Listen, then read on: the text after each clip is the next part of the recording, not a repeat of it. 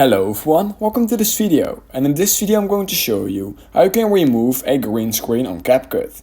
So the first thing you need to do in order to do this is you need to have a background clip, because we are obviously going to remove that green screen and then you will be left with just an animation most likely, meaning that you do need to have something where you can actually place that animation on. So you just get some stock footage or whatever you want, doesn't really matter. So I have this video of this random plant right here. And then in order to actually add my green screen, what I need to do is click on overlay and then I click on add overlay right here. And then you can select right here your green screen. Just like this. And then we can see that this is my green screen. It's basically just a subscribe button, just like that. In order to actually remove that green screen, what I can simply do is click on that overlay.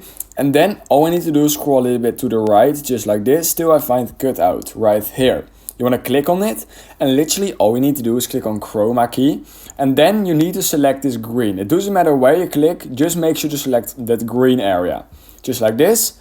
And then you want to make sure to click on the check mark, so green is actually selected. And then you want to make sure that intensity is set all the way to 100. So you want to make sure to check whatever is looking best for you, but most likely you need to set it all the way to 100. And we can literally see that slowly that green background is fading away, and then also the edges. And then all we need to do is click on the check mark again. And we literally, if we now play it, we can see that the green screen is gone and we're left with only an animation.